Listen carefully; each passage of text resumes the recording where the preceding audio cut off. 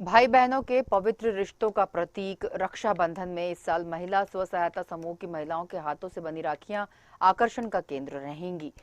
स्व सहायता समूह की महिलाओं द्वारा पर्यावरण को ध्यान में रखते हुए इको फ्रेंडली राखियां तैयार की जा रही हैं।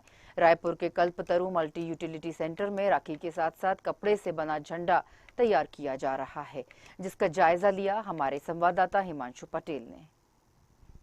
भाई बहनों का पवित्र रिश्तों का जो त्यौहार है रक्षाबंधन, उसके लिए अब जिस तरह से तरह तरह की राखियाँ की बाज़ारें आपने जो बाज़ारों में स्टॉल लगते हुए देखी होगी, लेकिन हम आज आपको दिखाने जा रहे हैं कि स्व समूह सहायता की जो महिलाएं हैं वो किस तरह तरह की राखियाँ यहाँ पर बनाई हुई है। जिस तरह से आपने गोबर से कई प्रोडक्ट यहाँ पर बनते हुए छत्तीसगढ़ में आपने देखा है, उस तरह से पेंट, टाइल्स, चप्पल, जूते के बाद अब कहीं ना कहीं ये गोबर से जो राखियाँ है वो यहाँ पर सुंदर कलाकृति करके बनाई गई है। साथ ही कई ऐसे यहाँ पर आपको और दिखाना चाहूँगा जो कि ये मसाले, जिसमें तरह तरह के अलग अलग प्रकार के मसाले हैं जो हम खाद्य के रूप में उपयोग करते हैं, उसको यहाँ पर सुंदर आकार देकर राखी यहाँ पर बनाई गई है। जिस तरह से तमाम जो साग सब्जी फल फूल के जो बीज होते हैं उसको भी यहाँ पर उपयोग करके ये बनाई गई है। तो बहुत ही सुंदर ढंग से यह काफ़ी मशक्क़त मेहनत करके जो राखी को तैयार किया गया है। छत्तीसगढ़ को धान का कटोरा कहा जाता है, उस धान से इतनी सुंदर यहाँ पर राखियाँ भी तैयार की गई है। समूह की महिलाएं भी हमारे साथ मौजूद है। किस तरह से राखी, क्या क्या उपयोग किया जाता है इस राखी को बनाने में? इसमें हम लोग बीज का उपयोग कर रहे हैं ज़्यादातर, है ना। ये जो मेरे हाथ में राखी है वो करेले के बीज का है। जो जैसे पहले हम लोग मार्केट से लेते थे, है ना, तो प्लास्टिक वाला राखी लेते थे, फिर पहनने के बाद उसको कहीं भी फेंक देते थे, तो उस पर पर्यावरण का बहुत बुरा प्रभाव पड़ता था। और ये वाला राखी अगर पहनने के बाद फेंक भी देंगे ना, तो इससे भी एक पौधा उत्पन्न होगा, है ना, जिससे हमारा पर्यावरण प्रदूषित नहीं होगा। इसी प्रकार हम लोग गोबर का राखी बनाते हैं। ये गोबर का राखी है, इसमें हम लोग अनाज का बीज लगाए हैं। ये धान है, इसको भी अगर कहीं पे फेंक दे, ये गोबर से हमारा एक खाद भी बनता है ना, खाद मानते हैं, तो ये गोबर भी हमारे पर्यावरण को नुकसान नहीं करेगा। और ये जो बीज है इससे भी एक अनाज का पौधा उत्पन्न होगा। इसी प्रकार हमारे बाजार में कहा जाए तो हर साल आप लोग तरह तरह की राखियाँ बनाते हैं। किस तरह से लोगों की अब डिमांड है वो बाज़ारों में आ रही है राखियों को लेकर, स्वदेशी राखी? डिमांड तो बहुत है। पहले क्या करते थे लोग, पहले विदेशी राखी अपनाते थे, प्लास्टिक वाला मार्केट का ही लेते थे। अब ज़्यादातर लोग जागरूक हो गए हैं, तो हमारे पास से स्वदेशी राखी लेते हैं। ये वाला जैसे हमारे पास एक मसाला राखी है, मसाला राखी में इसमें हम लोग बनाए हैं, ये धनिया है, चावल है, जीरा है और ये राई। तो इसका डिमांड अभी बहुत है, बहुत बिका है हमारा ये, है ना। तो इसको दोनों को ऐसे हम लोग मिक्स करके देते हैं। इसको हम भैया भाभी राखी बोलते हैं। ये भैया के लिए और ये भाभी के लिए। बात की जाए बाज़ारों में लेकर, तो अभी आप लोगों ने कितनी राखी अब तक तैयार कर लिए हैं और कितना राखी बाज़ारों में भेज चुके हैं? अभी तक हमने लगभग 11-12 हज़ार तक राखी कंप्लीट कर लिए हैं, और इसमें से ना 7-8 हज़ार पूरा मार्केट में चला गया है। और कुछ राखी हमारे गांव की दीदियाँ जैसे ट्रेनिंग में आते हैं, सभी दीदी इन लोग भी ले जाते हैं। हम लोग भी अपने घरों के लिए यही का राखी यूज करते हैं।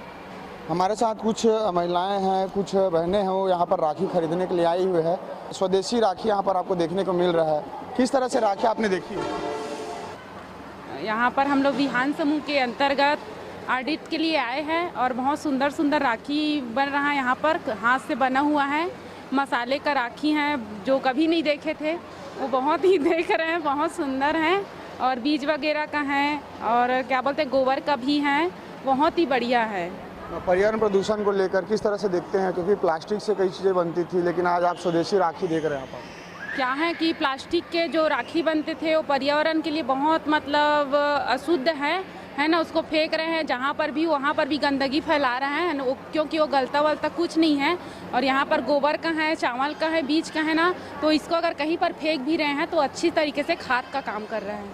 तो ये तो आपने राखी देखी होगी। मैं आपको समूह की महिलाओं के द्वारा यहाँ पर तिरंगा भी यहाँ पर बनाया जा रहा है, वो भी आपको दिखाना चाहूँगा कि जिस तरह से समूह की महिलाओं के द्वारा लगातार हर सीज़न के हिसाब से काम किया जाता है, लेकिन यहाँ पर तिरंगा, क्योंकि जिस तरह से अभी राजनीतिक पार्टियों की भी बात कर ली जाए तो अलग अलग संगठन खेमे के द्वारा तिरंगा यात्रा यहाँ पर इस बार जो है निकाला जा रहा है। तो ऐसे में तिरंगे की मांग है वो बढ़ी है, और ऐसे में मांग बढ़ने के बाद जिस तरह से यहाँ पर महिला समूह के द्वारा राखी यहाँ पर तैयार की जा रही है, महिला समूह के द्वारा पर तिरंगा तैयार किया जा रहा है।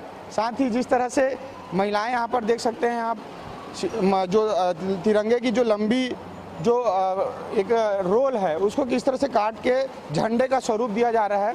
यहाँ पर यहाँ के जो उपस्थित जो इंचार्जमैन हैं उनसे ही बात करते हैं, कितनी झंडे अब तक बनाया जा चुका है, किस तरह से प्रक्रिया जो चल रही है। अभी तो लगभग 15 से 18,000 झंडा इन्होंने बना लिया है और अभी स्टॉक में हमारे पास 10,000 झंडा है, मतलब 15,000 झंडा निकाल चुके हैं, अभी 10,000 झंडा आज स्टॉक में भी है और बाकी ठीक है, कंटिन्यूस सिल रहे हैं। जिस तरह से बात की जाए अन्य सालों जो अन्य वर्षों के मुताबिक इस वर्ष कितना डिमांड है इस कपड़े का झंडे का? देखिए, आज़ादी के 75वें अमृतवा महोत्सव पे इसी वर्ष ही मौका दिया गया है, संविधान में संशोधन किया गया है कि झंडा आप किसी कपड़े से बना सकते हैं, चाहे वो शाटन हो चाहे कॉटन हो, तो कम से कम दरों में जो झंडा उपलब्ध हो, हर घर में झंडा फैले, वो लक्ष्य को लेके यहाँ की दीदियाँ चल रही हैं। और ख़ास करके जो ग्रामीण अंचल में जो हमारी जो दीदियाँ हैं जो समूह से जुड़ी है, उनके लिए खास तौर पे ये झंडा बनाया जा रहा है ताकि कम से कम उचित मूल्य में उनको ये झंडा मुहैया करवा सके। तो निश्चित तौर पे जिस तरह से अभी पर्यावरण प्रदूषण को लेकर सरकार नियम निकाली हुई है कि ये कोई भी प्लास्टिक का झंडा जो है इस बार बाज़ारों में नहीं बिक्री की जाएगी, और ऐसे में अमृत महोत्सव को लेकर का है या प्लास्टिक पर प्रतिबंध को लेकर का है, ऐसे में कपड़े के झंडे का मांग है वो यहाँ पर बृहद रूप से देखा जा रहा है और इसी के चलते समूह की महिलाएं हैं उनको रोजगार भी यहाँ पर मिल रहा है। कैमरामैन आमीन कुरैशी के साथ हिमांशु पटेल, रायपुर।